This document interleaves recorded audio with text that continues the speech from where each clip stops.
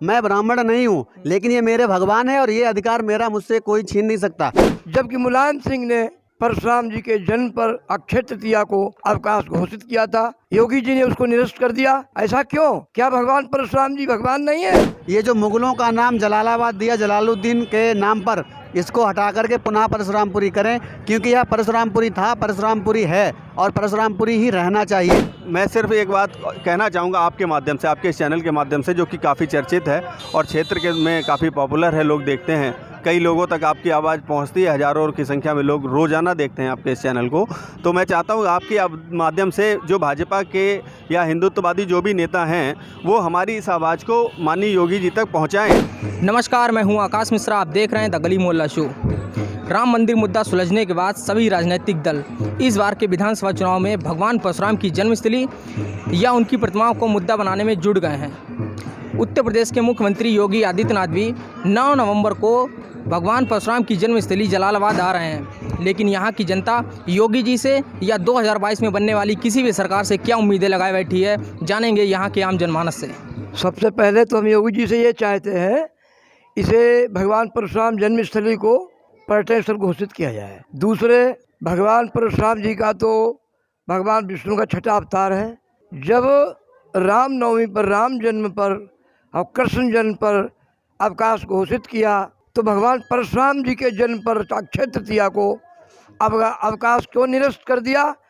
जबकि मुलायम सिंह ने परशुराम जी के जन्म पर अक्षय तृतीया को अवकाश घोषित किया था, योगी जी ने उसको निरस्त कर दिया। ऐसा क्यों? क्या भगवान परशुराम जी भगवान नहीं है? बड़ा ही दुख हुआ है हम सभी भक्तों को, क्योंकि अन्य सभी जगहों को रामायण सर्किट में सम्मिलित किया गया,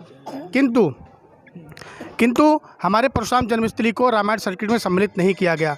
इसलिए बड़े ही दुख का विषय है और मैं अनुरोध करूंगा जलालाबाद की जनता की तरफ से योगी जी से कि आप इसको रामायण सर्किट में सम्मिलित करें एवं इसको पर्यटन स्थल का दर्जा। अच्छा, 4.5 साल हो गए हैं योगी सरकार को बने हुए, तो यहाँ की जनता ने क्या कभी आज तक आवाज़ उठाई है कि यहाँ की जो परशुराम जन्मस्थली है उसको पर्यटन स्थल घोषित किया जाए? देखिए, यहाँ पर्यटन स्थली की मांग सिर्फ 4-4.5 साल से नहीं, ये करीब 7-8 सालों से हम लोग उठाते चले आ रहे हैं। श्री असित पाठक जी किसी टाइम इसका नेतृत्व करा करते थे, आज भी वो इसका नेतृत्व कर रहे हैं और 4.5 साल से नहीं, करीब 7 सालों से हम लोग इस आंदोलन में लगे हुए हैं और कार्यरत हैं। और मुझे पूरा विश्वास है इस सरकार से कि देर ही सही, लेकिन अब इस परशुरामपुरी को जो है वो दर्जा मिलेगा जिसका ये हकदार है। योगी जी ने हर उस नाम को ख़त्म किया जो आक्रांताओं के आधार पर, मुगलों के आधार पर था। इस भारत के पूरे हिंदू समाज को जिस तरह से अयोध्या में बाबरी और मुगलों के नाम पर मस्जिद स्वीकार नहीं थी, उसी तरह ये जो हमारे परशुरामपुरी धाम का नाम जो जलालाबाद है, मुगलों के शासनकाल में जलालुद्दीन नाम के नवाब के नाम पर जलालाबाद नाम रखा गया।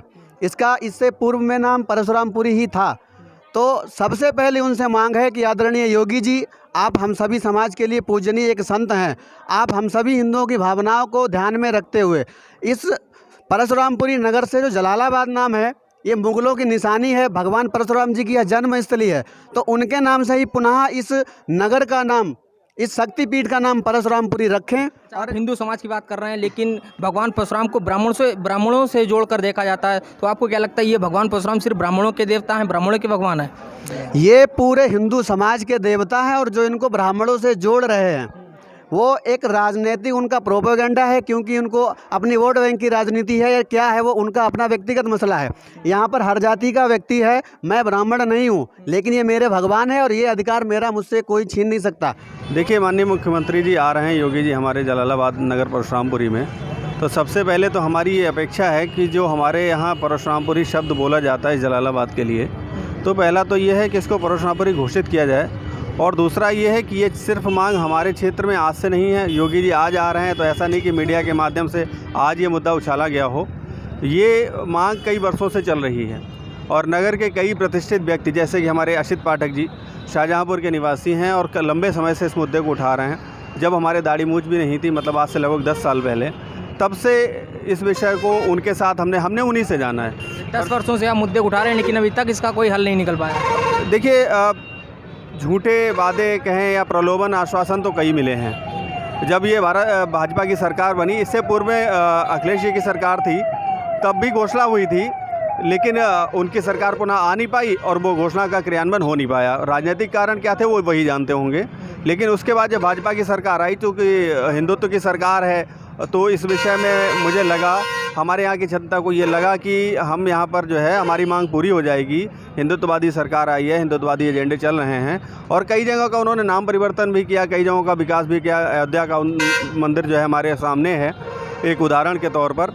लेकिन जो मांग हमने असित पाठक जी के नेतृत्व में उठाई वो मांग ही रह गई। पिछले 4.5 सालों में भी अब तो ये लगता है कि सरकार के किसी भी मंत्री से, किसी भी नेता से हमें ये उम्मीद नहीं है, सिर्फ एक हमारे योगी जी को छोड़कर, क्योंकि योगी जी हिंदुत्व के पुरोधा हैं, हिंदुत्व के प्रतीक हैं, एक सन्यासी हैं। और एक सन्यासी एक दूसरे सन्यासी को, जो कि हमारे परशुराम भगवान जो हैं एक सन्यासी हैं, अपने बाल ब्रह्मचारी भी रहे उन्होंने। परसों योगी जी आप जो जलालाबाद दौरे पे आ रहे हैं, तो उनसे इस दौरे से आपको कितनी उम्मीदें हैं कि वो इस दौरे पर आकर परशुराम जन्मस्थली को पर्यटन स्थल घोषित करा देंगे? देखिए, हमारी ये कहें कि इस सरकार की अंतिम उम्मीद है योगी जी।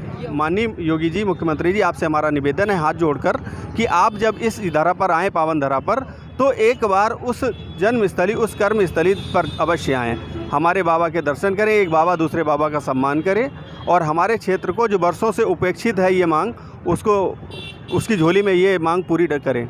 मेरी मांग पहली चीज़ तो यही है कि जलालाबाद को पर्यटन स्थल घोषित कर दें और जलालाबाद का नाम भी चेंज कर दें। नाम कई जगह में चेंज किए हैं, जलालाबाद को परशुरामपुरी घोषित किया जाना चाहिए। पहली चीज़ तो मेरी मांग ये है। रही बात योगी जी की, तो मैं उनसे एक ही मांग करना चाहता हूँ कि हमारे मंदिर के लिए, मंदिर पे वो आएँ, उनका सम्मान है, यहाँ बाबा परशुराम के दर्शन करें, उनका मंदिर है, वो यहाँ पे आएँ और यहाँ पे भगवान परशुराम के जीर्णोद्धार के लिए राशि जारी करें, फंड जारी करें। और दूसरा, हमारी रामलीला कमेटी है, हम यहाँ रामलीला कराते हैं, उसके लिए भी एक फ़ंड जारी होना चाहिए। परशुराम भगवान जो हैं सबके हैं, आराध्य हैं सबके।